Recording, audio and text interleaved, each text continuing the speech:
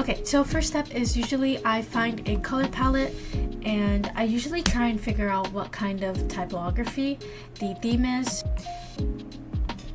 Alrighty, so let's go. So I am going to be making a practice typo for my new upcoming group that will be releasing. So we're just gonna size the typo up, make sure it fits in the center. And I'm actually gonna change the font because I'm not too big on this font. So we're just gonna change that.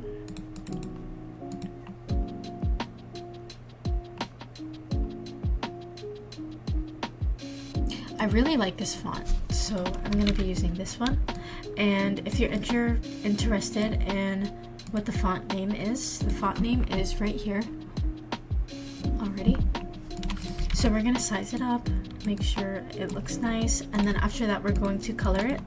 And I'm not really sure, let's see, let's look up a color palette. Color palettes. We're gonna do Chinese inspired color palettes. So I'm seeing lots of red. This might work, this color palette. So I'm gonna use this color palette. Usually I make my own, but usually I make my own color palettes, but we're gonna have to adjust this. So now I have found a color palette. Usually I make my own, but I don't really have time for that. And I kind of like blue actually, so I might not even follow the color palette, but I usually just keep it there just for reference. And I'm gonna start off with this blue. And I'm actually gonna make my own. So I'm just gonna have this right here. You're gonna make a darker shade. And then add this here. Okay, so now I have my text ready. We're gonna click on the T and you're gonna press this T button up here and it kind of looks like a hill, and then press none and then go to arch, and you can go ahead and adjust the settings how you want right here.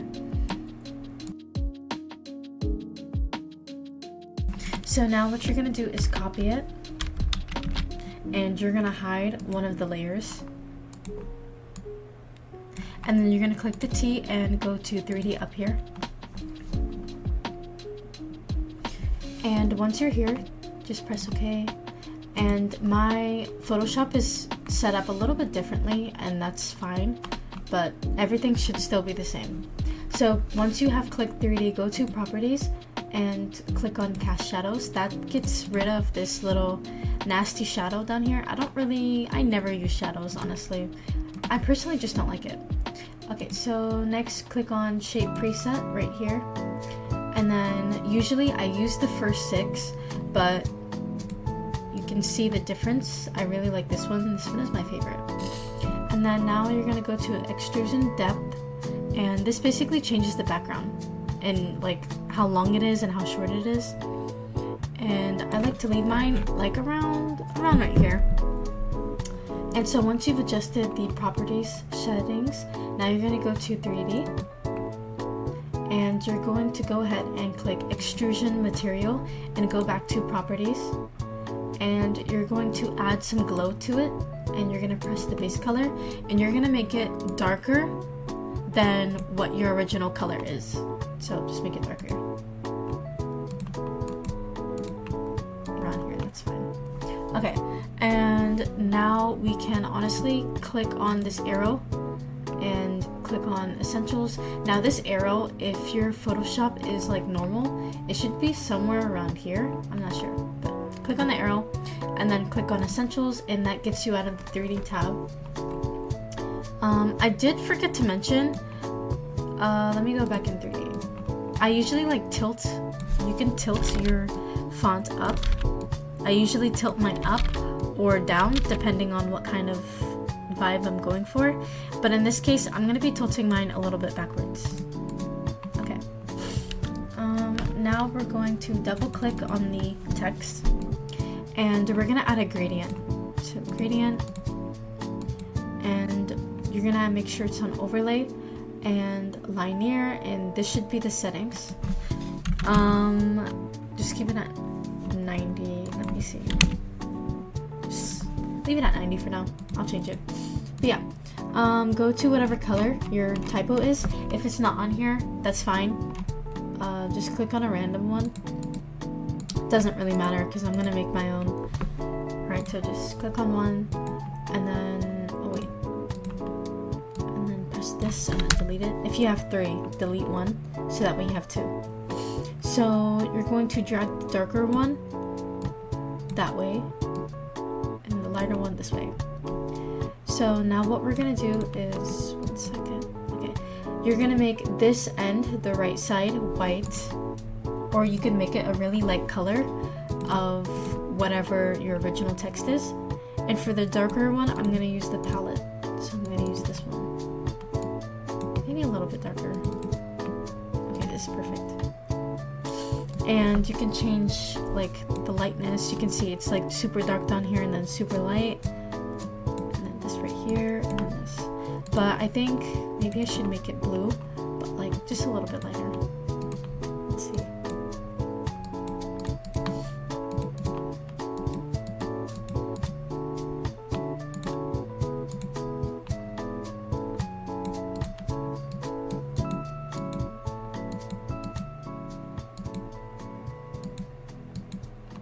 Okay, now I'm a really big fan of this blue because I really like it. Okay, so now you have your gradient. These are my settings if you want to go ahead and copy. Next thing we're going to go to is bevel and emboss. Press that. And this basically adds glow, or not glow, but like glossiness. That's the word, glossiness. Just go ahead and copy my settings. This is literally what I just used for my settings. The size and the soften depends on your text color. So if you have a really bright color, you might want to turn it down. But these are the settings I use. It doesn't add too much of a difference yet, but you'll see the difference later. And these are my settings right here. Okay, and if you want to, feel free to mess around with anything because it just depends on what kind of color you're working with. Alrighty, so next we're gonna go to inner glow and just go ahead and copy my settings.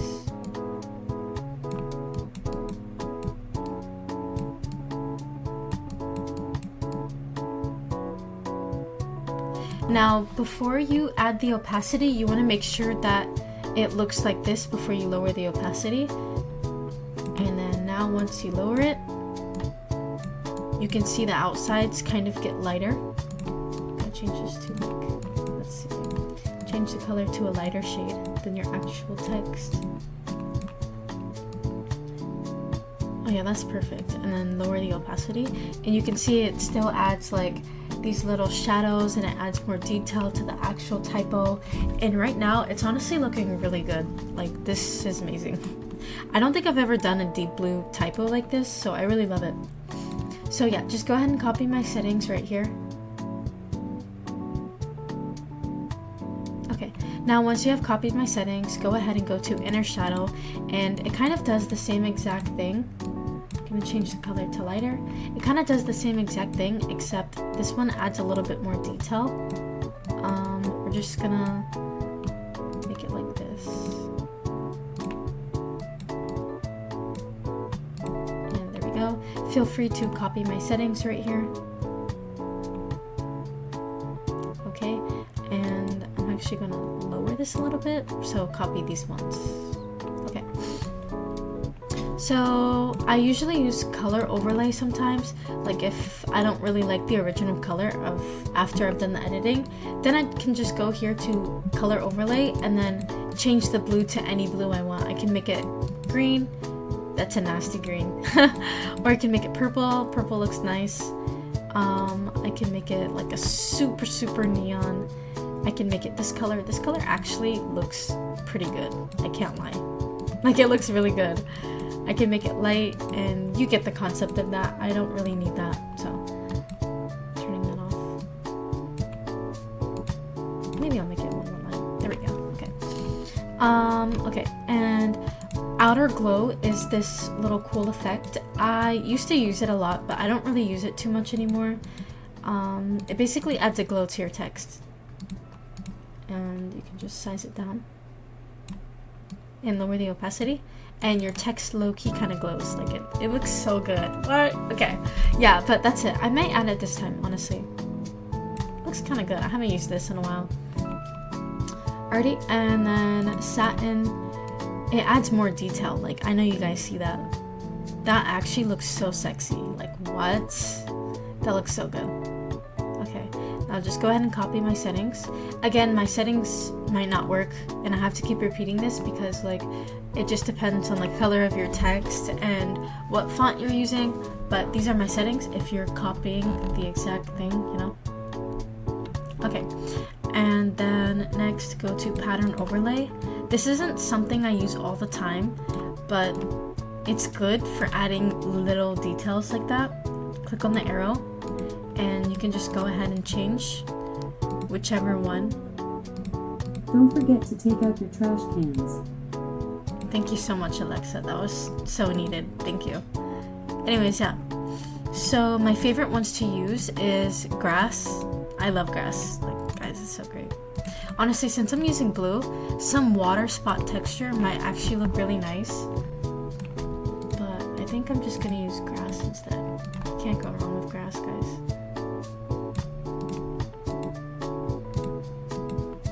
Yeah, this looks amazing. Like, it just adds to the details of the typo. Okay, so some people use this. I'm not really a big fan of using it unless the client asks for it. But the next one is drop shadow, and it's pretty explanatory. You can see what it does. Like, if you want, you can add little cool effects. So you can make this one white, and then you can press this plus button, and this basically duplicates it.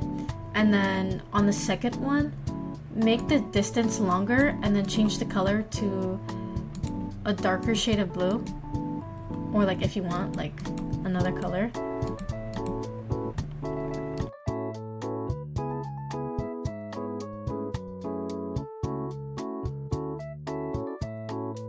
Trying to see. Okay, so if you want to add a wooden border, this is how I add my borders. So click on a new layer. And actually, I forgot to mention, but I do like to be very organized with this. So we're gonna select these two, and we're going to name it Typo, and then change this to color, palette, and then just leave that blank. Okay, so here's how I do my wooden borders. I go to here, and make sure you're on Curvature pen tool, and go ahead and start from wherever you want. You can start wherever you want. I'll show different ways. Okay, so let's see.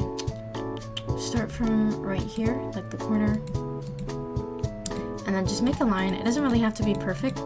Go ahead and just do this. And if you don't like the shape that you have done, you can click on the little squares and adjust it to literally however you want. I love this so much.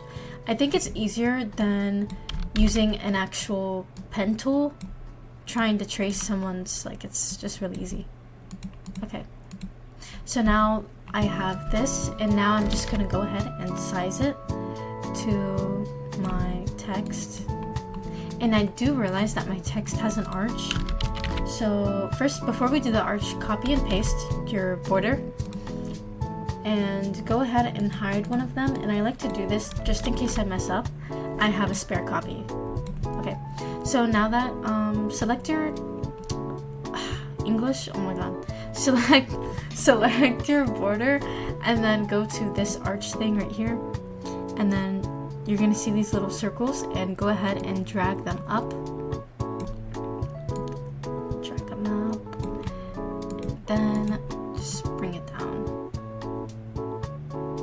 And this is perfect. Okay, now we're gonna make it even, as even as we can. And sometimes if I like one half better than the other half, I will literally hold down on your border, convert to smart object, take half of one side, whatever side is best, copy it, paste it, put it up here, and then lower the opacity of the original border. Take this one, press Ctrl T, and flip horizontal and literally add it on the other side. And then up the opacity. And then you can just click the erase tool and erase the side that you don't want. And as you can see, it's very symmetrical, like it looks really nice. And then just convert to smart object, and now you have your border. Oh wait, okay, yeah. And now you have your border, and you can just merge the layers, and now it's one. Type up, okay. And change the color to, let's see, click on the wand tool, and go ahead and change the color right here. We're gonna change it to like an orange brown color. Doesn't really matter right now. And go ahead and, usually I like to draw mine in because whenever I use the bucket tool, I don't know why, but it just makes it really choppy. So I just do this instead. Alright, so I'm gonna copy that just in case. We're gonna name these extra borders. Okay. Border. Okay. So now we're just gonna add some wood right here. So go ahead and find an image of wood.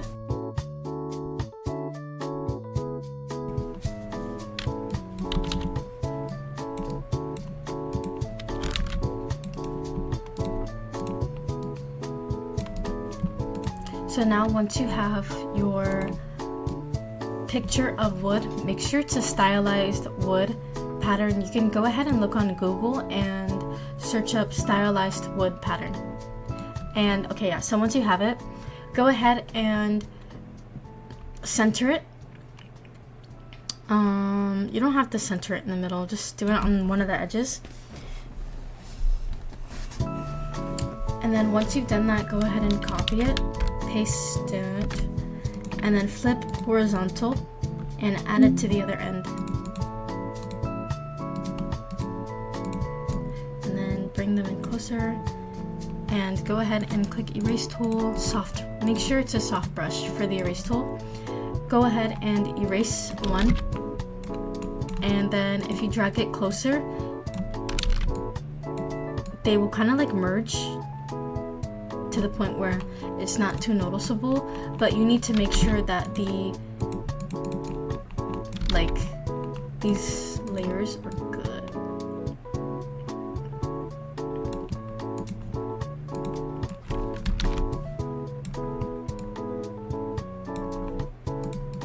Okay, now these are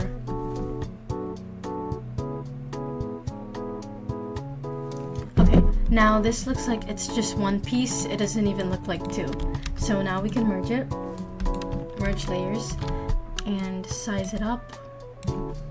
Copy the wood layer just in case, and just name it extra wood. I'm just gonna name this extra stuff, and then drag that there, just in case you need a spare copy. And then go ahead and press stylized wood, create clipping mask. Actually, I just thought of an idea. So this is the basic way to do it. If you want something like this, or if you want something more 3D like, here's the best thing.